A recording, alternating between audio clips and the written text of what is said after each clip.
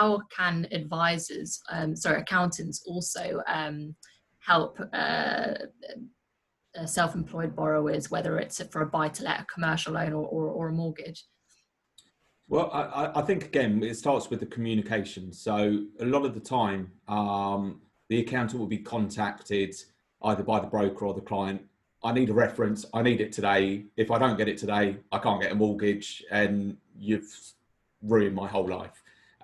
So this really, starts with the communication with the client.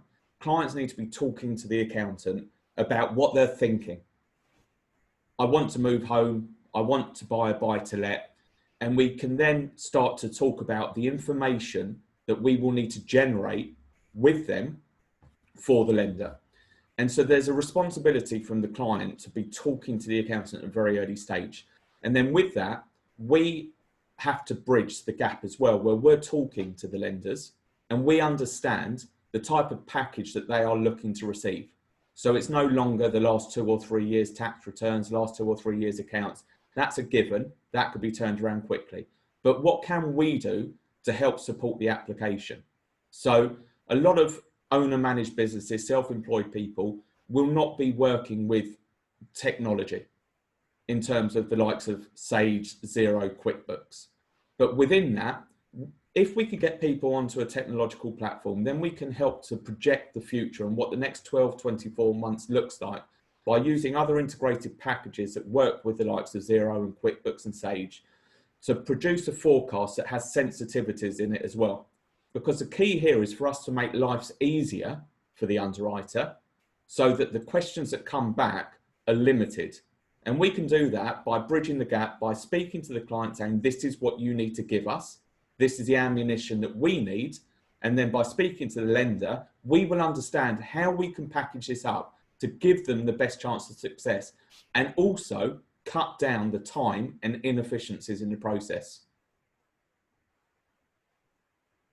Yeah, I think that's really important, because if we're going to be spending more time doing stuff, we want to make it as slick as possible. So we're concentrating on core activities that drive the application forward, and not simply admin for admin's sake. And previously we could have done that because there was a slack in the system, because we weren't asked so many questions, whereas now it's not. And I think where the broker comes into this is providing excellent packaging.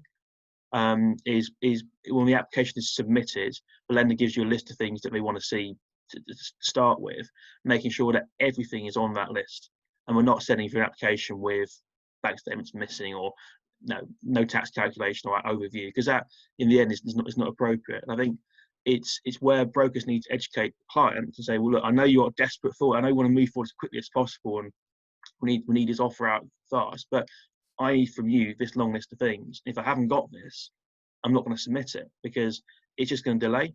Whereas if I know I submit, if we wait another week to get this final document and I submit it, I know I'm going to get a more positive and quick response from the underwriters, because they have everything in place and they can respond and then ask questions based on the documents you've got, as opposed to sending me another list back saying, well, we haven't got all this stuff. I mean, it antagonises the client because you're going back and forth. It's kind of drip feeding back and forth. But it's just, it's discipline ultimately from a broker and from a client to do all of this. And it's not hard, because we had to do this after a recession as well, because the lenders were much stricter when we had to do. We had to learn the new world, and we did. And no doubt we can do that again. But we just need to cut out those efficiencies to make it much easier for everyone to say yes, or as importantly, to say no quickly.